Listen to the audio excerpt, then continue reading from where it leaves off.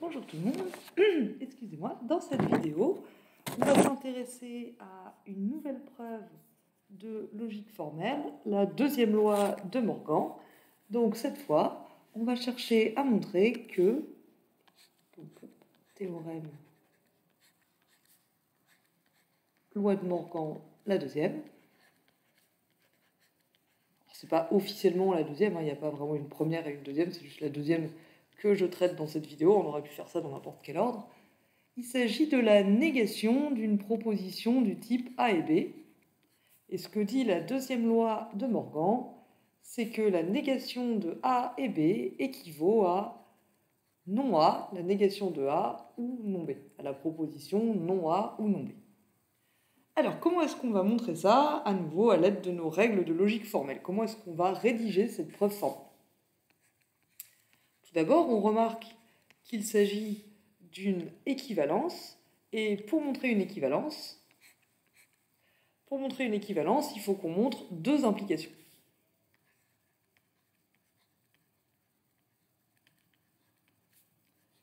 Donc ça, c'est ce que nous dit la loi d'introduction de l'équivalence. Pour démontrer une équivalence, on utilise la loi équivalence d'introduction qui nous dit qu'il faut qu'on montre séparément deux implications. La première implication, c'est il s'agit de montrer que non A et B impliquent non A ou non B. Et dans un deuxième temps, il faudra qu'on montre que non A ou non B implique non A et B. Donc la première étape par laquelle on doit passer, c'est celle-ci. Alors maintenant, la nouvelle proposition qu'on doit montrer, c'est maintenant celle-là. C'est une implication. Comment est-ce qu'on montre une implication? Comment est-ce qu'on montre une proposition du type P implique Q? En utilisant la loi d'introduction de l'implication, on suppose P, on suppose l'hypothèse non A et B, non A et B. C'est notre hypothèse 1 dans cette preuve. Et il s'agit de montrer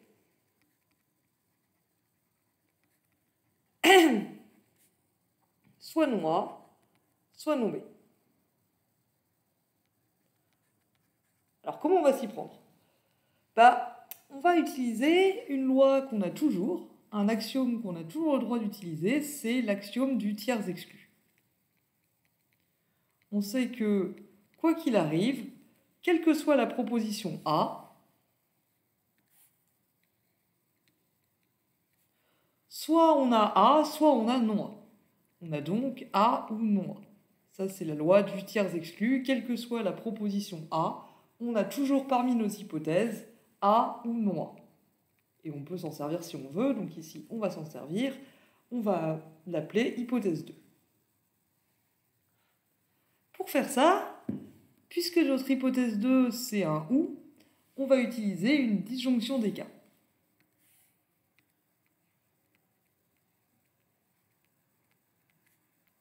Donc ça, c'est la loi d'utilisation d'un OU. C'est la loi d'élimination du OU. Donc le premier cas, supposons que A est vrai. On sait qu'on a A ou non A, donc le premier cas, c'est le cas où on a A. Donc c'est notre hypothèse 3.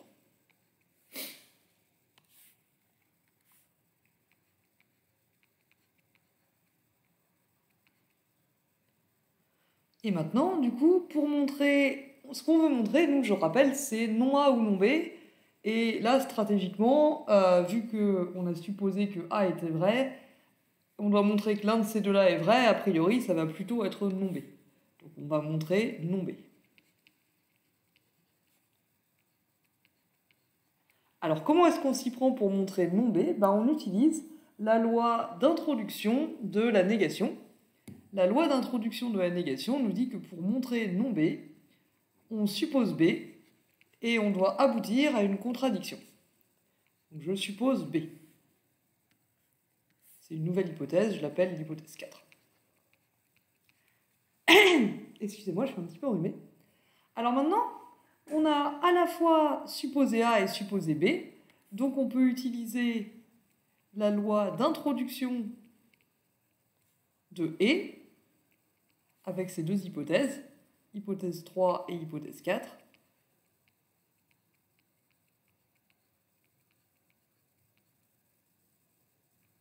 Hypothèse 4. Et ce qu'on a en fait, c'est A et B.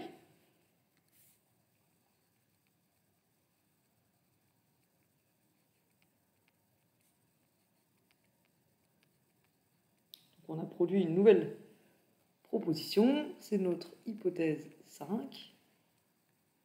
Sauf que notre hypothèse 5, elle contredit notre hypothèse 1. On a obtenu à la fois A et B, et non A et B, c'est l'hypothèse qu'on avait faite au début. Donc, d'après la loi d'introduction des contradictions, on obtient une contradiction.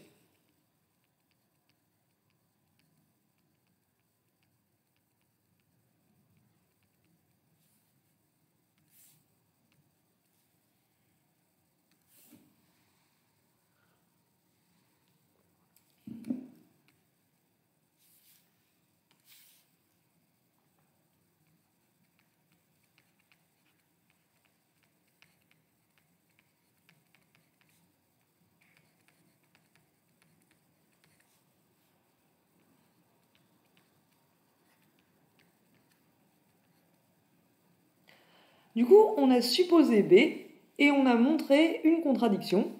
Et ça, d'après la loi d'introduction des négations, on a donc montré non B.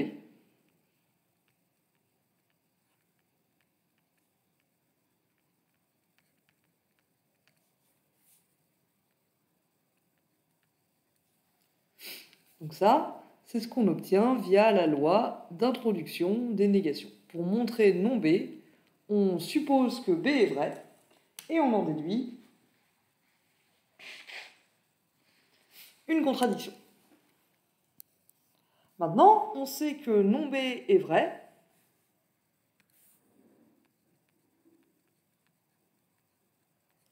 Et par conséquent, on peut en déduire A ou B. C'est la loi d'introduction du ou introduction. Si on a non B, on peut en déduire non B ou n'importe quoi. En l'occurrence, on en déduit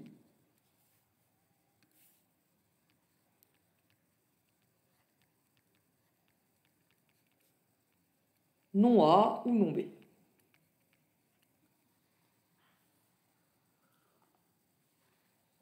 Donc dans le premier cas de notre disjonction des cas, on a effectivement non A ou non B. Dans le deuxième cas,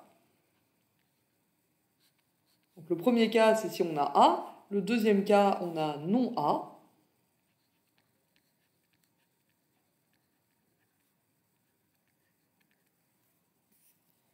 Hypothèse 7.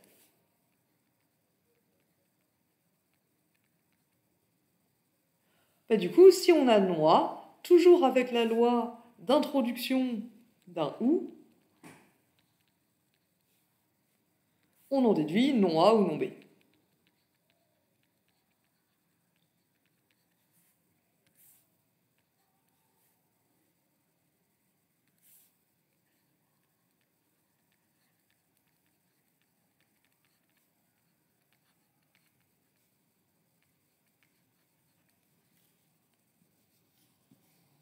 Du coup, on obtient que dans tous les cas, on trouve non A ou non B.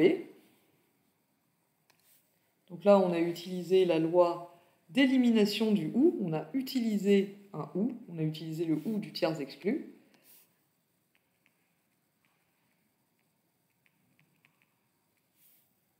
Avec notre hypothèse HIP2. C'est ce qu'on appelle le raisonnement par disjonction des cas. Et du coup, on a obtenu que non B ou non A est toujours vrai. Et ça tombe bien, parce que c'est exactement ce qu'il fallait qu'on montre.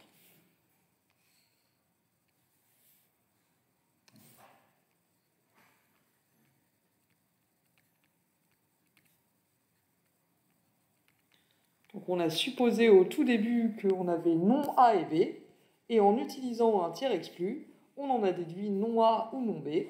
Donc, d'après la loi d'introduction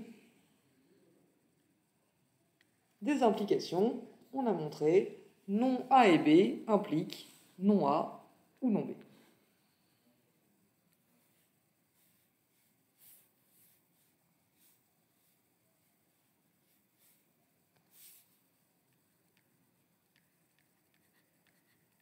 Donc ici, on a montré non A ou B en supposant non A et B.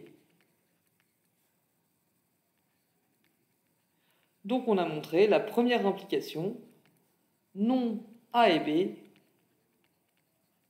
implique non A ou non B. Maintenant, on ne s'arrête pas là parce que ce qu'on voulait montrer, ce n'est pas simplement une implication, on voulait montrer une équivalence. Donc il faut qu'on montre la deuxième implication. Il faut qu'on montre que non A ou non B implique non A et B. C'est la deuxième étape de notre preuve. Montrons que non A, il n'y a pas de parenthèse, pardon, non A ou non B implique non A et B.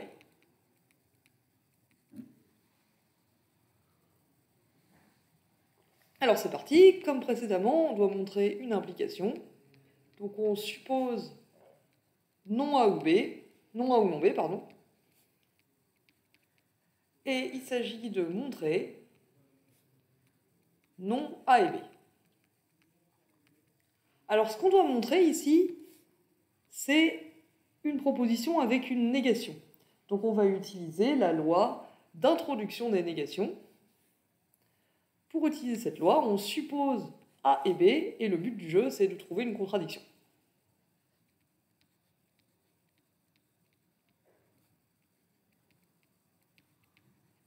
Alors je m'aperçois que j'ai oublié de donner des noms à mes hypothèses. Donc ici, dans cette preuve, non A ou non B, on est rendu à l'hypothèse 8, je crois. Ça monte vite. Voilà, hypothèse 8.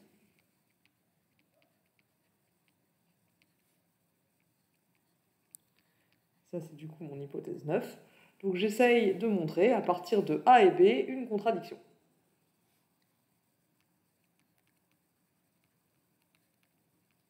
Si j'arrive à faire ça, j'aurai montré non A et B. Alors, on sait, c'est l'hypothèse 3,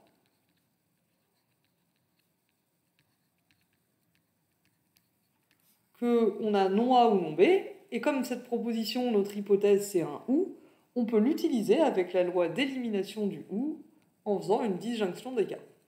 On distingue deux cas.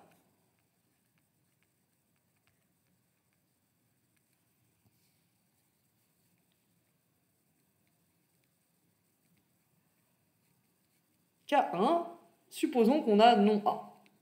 On a non A ou non B. Le premier cas qui peut se produire, c'est qu'on a du coup non A. Ça, c'est notre hypothèse 10.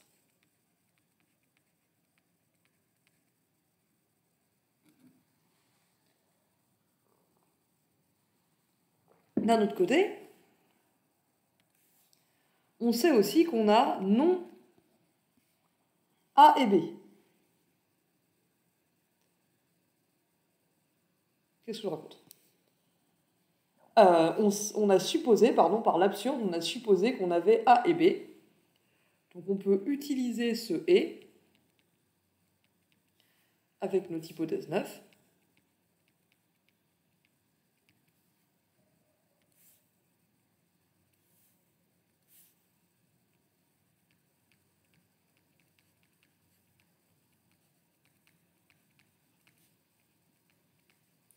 On sait qu'on a A et B, on en déduit A, hypothèse 11 du coup. Et là, on a une contradiction, hypothèse 10 plus hypothèse 11 se contredisent. C'est la loi d'introduction des contradictions. Une contradiction, c'est quand on arrive à avoir à la fois, dans nos hypothèses, à la fois une proposition et sa négation.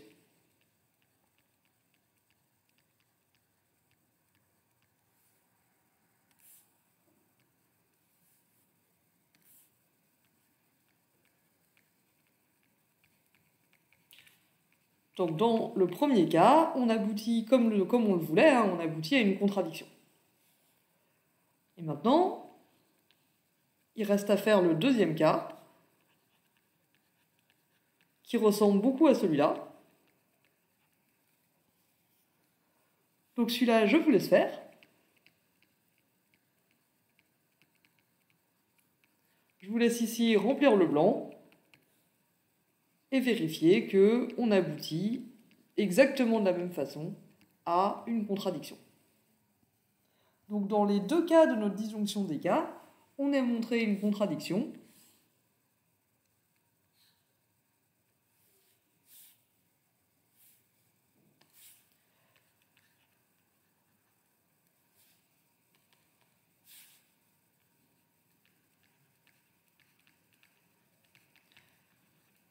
Donc on a ici utilisé la loi d'élimination du ou, d'élimination du ou, avec notre hypothèse numéro 1, du coup, numéro 8, A ou B, non A ou non B, excusez-moi.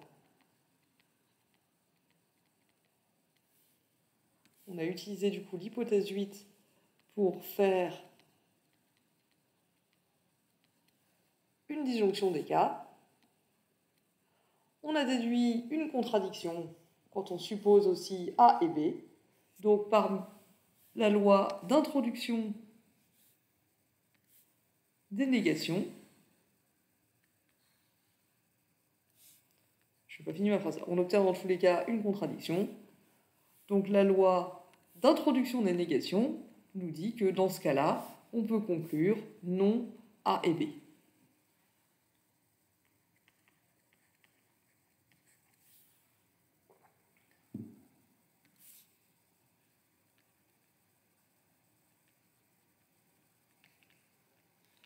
D'après la loi d'introduction des négations, on a montré non A et B. Pourquoi je fais des crochets? C'est pas ça que je veux ça. Non A et B. Donc finalement, on a montré que non A ou non B implique non A et B. On a supposé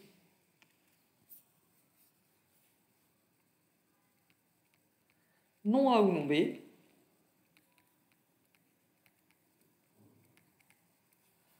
Et on en a tiré non A et B.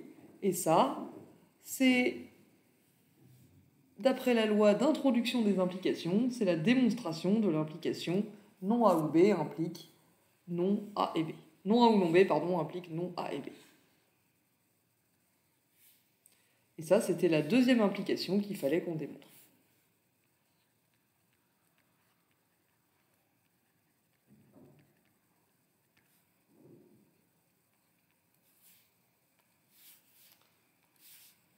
Je ne sais pas pourquoi je vais absolument mettre des parenthèses. Ici, il n'y a pas besoin. Non A ou non B implique non A et B.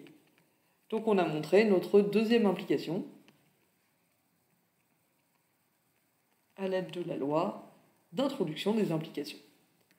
On a donc terminé les deux directions de notre raisonnement par double implication. On a fini la preuve. On fait ça avec un petit carré.